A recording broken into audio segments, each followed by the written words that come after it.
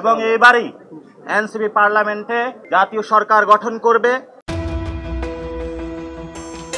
গেল ২০২৪ সালের ৫ আগস্ট ছাত্র জনতার অভ্যুত্থানে ক্ষমতাচ্যুত হয়ে দেশ ছাড়েন দীর্ঘদিনের শাসক শেখ হাসিনা। আর ঠিক সেই উত্তাল সময় রেশ না কাটতেই ছাত্র জনতার নেতৃত্বে আত্মপ্রকাশ করে নতুন রাজনৈতিক দল জাতীয় নাগরিক পার্টি এনসিপি।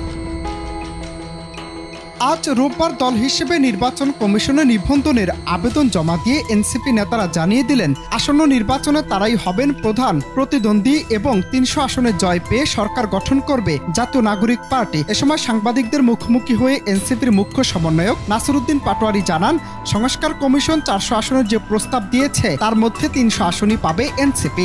সব প্রতিকূলতা, চক্রান্ত আর ষড়যন্ত্র জয় করে আমরা এগিয়ে যাচ্ছি, জনগণ আমাদের সঙ্গে আছে। এবার শাপলা প্রতীকের জয় জয়কার হবে। ছাত্রদের নেতৃত্বে একটি বাংলাদেশে গণ অভ্যুত্থান সংগঠিত হয়েছিল।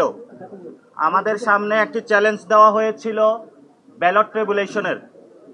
আমরা এই প্রস্তুতির জন্য আজকে দেশবাসীর সামনে দেখাচ্ছি, আমরা নির্বাচন যে সাংবিধানিক প্রতিষ্ঠান রয়েছে তাতে আমরা দরখাস্ত করেছি।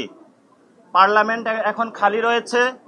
এই পার্লামেন্টে আগামীতে সংস্কার বা ঐক্যমত কমিশনের ৪০০ আসনের মধ্যে ৩০০ আসন এনসিপির ঘরে থাকবে ইনশাল্লাহ।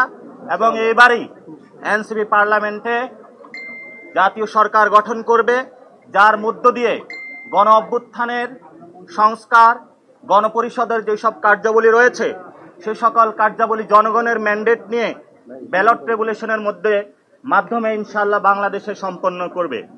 আমরা আমাদের দলীয় প্রতীকের ক্ষেত্রে শাপলাকে প্রাথমিক দিয়েছি এবং সেখানে কতগুলো কোশ্চেন এসেছে যে আমাদের প্রতীক কি, আমরা নিবন্ধন আজকে কেন দিলাম। আপনারা জানেন আমরা স্বল্প সময়ে দল গঠন করতে পেরেছি এবং সারা বাংলাদেশে কথা বলেছি। তবে এনসিপির নিবন্ধন আবেদন দিতে দেরি হলো কেন, এমন প্রশ্নের জবাবে এনসিপির এই নেতা জানান, বিভিন্ন জায়গায় অফিস নিতে গিয়ে প্রতিবন্ধকতার শিকার হয়েছেন। ছল ছাত্রী করে অন্য দলগুলো তাদের কর্মীদের এনসিপির মধ্যে ঢুকিয়ে দিয়ে আবার পদত্যাগ করিয়েছে। অনেক জায়গায় আমরা অফিস নিতে গিয়েছি, সেখানে আমাদের অফিস নিতে বাধা দেওয়া হয়েছে। অনেক জায়গায় আমরা কমিটি গঠন করতে গিয়েছি, সেখানে ছল ছাত্রীর আশ্রয় নেওয়া হয়েছে। বিভিন্ন দল তাদের দলীয় এজেন্ট বিভিন্নভাবে আমাদের মধ্যে ঢুকিয়ে তারপরে তাদেরকে আবার এই পদত্যাগ করিয়েছে। এই হলো বাংলাদেশের রাজনৈতিক কালচার। আমরা সকল প্রতিকূলতা, সকল চ্যালেঞ্জকে মানিয়ে আজকে আপনাদের সামনে এখানে উপনীত হয়েছি।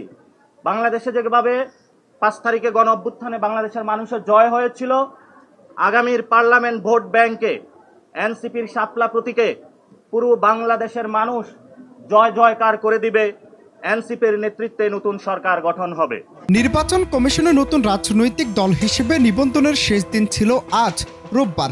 ঠিক শেষ দিনেই জাতীয় নাগরিক পার্টি এনসিপি তাদের নিবন্ধনের আবেদনপত্র জমা দেয়। রাজনৈতিক বিশ্লেষকদের মতে এটি বর্তমান রাজনৈতিক পরিস্থিতিতে একটি টার্নিং পয়েন্ট। ছাত্র জনতার হাত ধরে তৈরি হওয়া এই রাজনৈতিক দল আগামী নির্বাচনে কতটা প্রভাব ফেলবে তা হয়তো সময় বলে দেবে।